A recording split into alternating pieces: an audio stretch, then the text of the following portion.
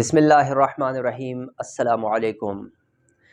Dear viewers, आज का जो हमारा टॉपिक है वो है नॉन ग्रेन्युलोसाइट्स और ए ग्रेन्युलोसाइट्स सेल्स जो है। पिछले लेक्चर में हमने डीएलसी काउंट के हवाले से, जिसमें granulocytes, neutrophils, eosinophils and basophil के बारे में बात की थी। आज हम डिस्कस करते हैं नॉन ग्रेन्युलोसाइट्स, जो दो टाइप्स के होते हैं। एक को कहते हैं मोनोसाइट्स और the second type is lymphocytes. आज का जो हमारा टॉपिक है वो है मोनोसाइट्स पर।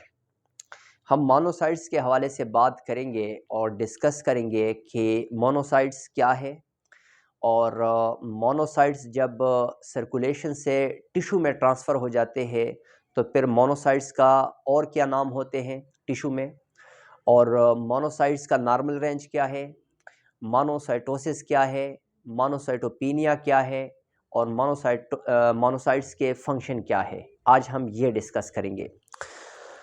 हम पहली बात जो करते हैं मोनोसाइट्स के हवाले से, ये हमारे जो इम्यून सिस्टम है उनका ही एक हिस्सा है।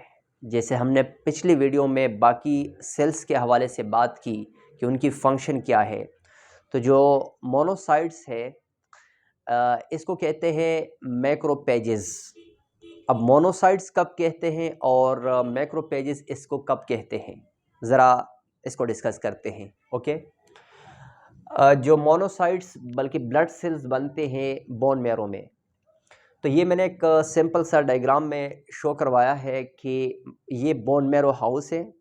यहाँ पर जब मोनोसाइट्स बनते हैं सो मोनोसाइट्स यहाँ से शिफ्ट होते हैं सर्कुलेशन में। दीज आर सर्कुलेशन, ये नज़र आते हैं, ये हमारे ब्लड वेसल्स है जिसमें ब्लड सर्कुलेट होता है, और ये सब जो नज़र आते हैं ये है मोनोसाइट्स।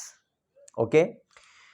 और सर्कुलेशन के अंदर जब बोन मैरो हाउस से मोनोसाइट्स शिफ्ट हो जाते हैं सर्कुलेशन में, तो वहाँ 2 to 3 डेज़ यानी 2 से लेकर 3 दिन तक रहते हैं।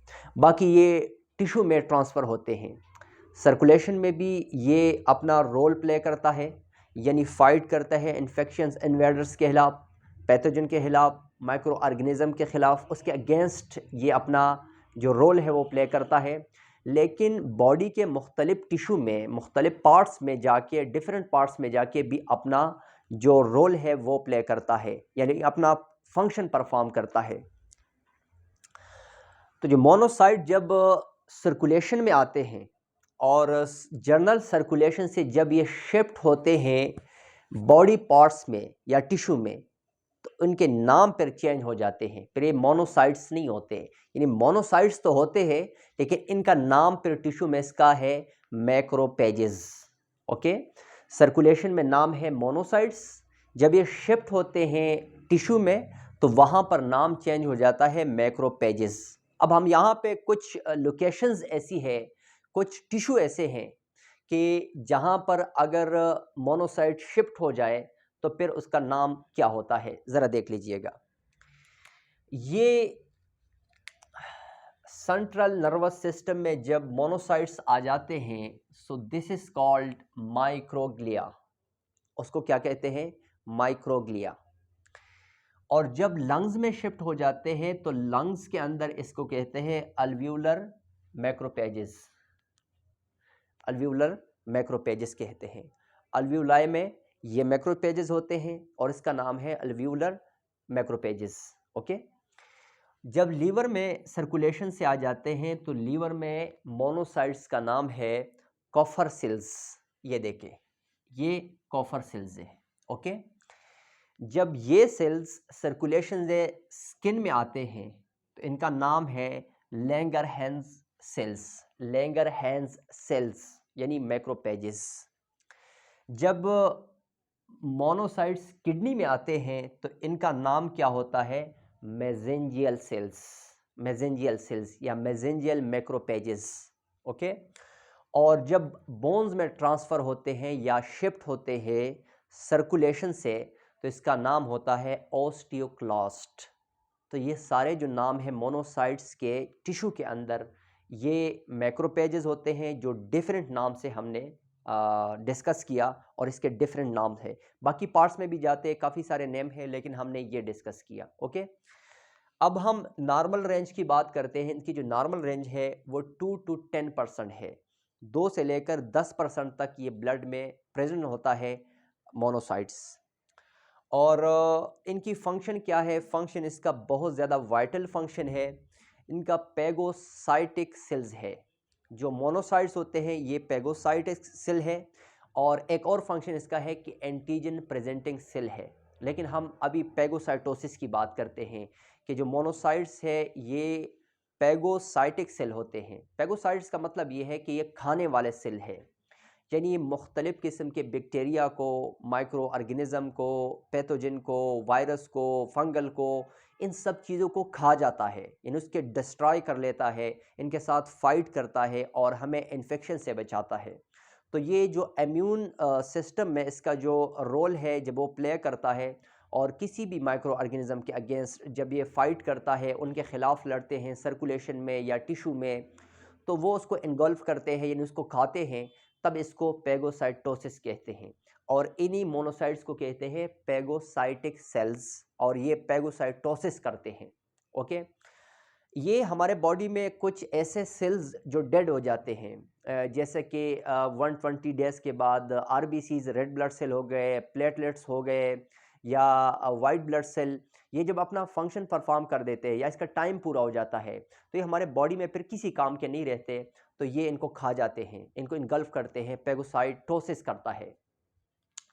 कुछ ऐसे सेल्स भी है जो मोनोसाइट उसको करते हैं, जैसे हमारे बॉडी के कुछ डेड टिश्यू है, जैसे कोई जगह ज़ख्मी हो गई और फिर वो जगह ठीक नहीं होता और रिकवर नहीं होता, और ये वो नहीं होता, इंजरी ठीक नहीं होता और सेल डेड हो जाते हैं, कोई टिश्यू डेड हो जाता है, तो फिर मोनोसाइट्स क्या करते हैं? उसको खाते हैं और उस जगह को वापस हीलिंग के लिए साजगार बनाता है, ये काम करता है। तो मोनोसाइट्स का काफ़ी सारे वो है इम्पॉर्टेंट फंक्शन है, लेकिन हमने बहुत 2-3 डिस्कस कर दिए इस लेक्चर में। तो ये इनका फंक्शन है मोनोसाइट्स का। अब हम आते हैं कुछ कंडीशन में मोनोसाइटोसिस। मोनोसाइटोसिस जो है एक ऐसी कंडीशन है, इसका मतलब ये है कि जब मोनोसाइट्स का जो काउंट है वो जब मोर देन 10 हो जाता है, यानी 10%, 10% से जब ज़्यादा हो जाते हैं, जैसे कि 11, 12, 13, 11, 12, 13 तक हो जाता है, तो हम इस कंडीशन को कहते हैं मोनोसाइटोसिस। अब मोनोसाइटोसिस की क्या कॉजेज़ है, क्या वजूहात है, वो हम ज़रा डिस्कस करते हैं। Bacterial, viral and fungal infection, जब कोई एक्यूट इन्फेक्शन हो जाता है तो उसमें मोनोसाइटोसिस हो जाता है, यानी ये सेल बढ़ जाते हैं, इंक्रीज़ हो जाते हैं। और एक और इसका फंक्शन है auto immuno disease, sorry, monocytosis auto immuno disease, जैसे ल्यूपस डिजीज़ है, उसमें भी हाई हो जाते हैं, और ट्यूबरकुलोसिस में, यानी टीबी में, और इन्फ्लेमेटरी बाउल डिजीज़, ये उसमें मोनोसाइटोसिस हो जाता है, यानी मोनोसाइट्स बढ़ जाते हैं। ओके, ये हमने मोनोसाइटोसिस की बात की। अब हम बात करते हैं मोनोसाइटोपेनिया। मोनोसाइटोपेनिया कौन सी कंडीशन है जिसमें मोनोसाइट्स की जो काउंट है वो लेस देन 2% हो जाए, यानी 2% से जब कम हो जाता है, उस कंडीशन को हम कहते हैं मोनोसाइटोपेनिया। अब मोनोसाइटोपेनिया की क्या कॉजेज है, क्या वजूहात है, ज़रा सुन लीजिएगा।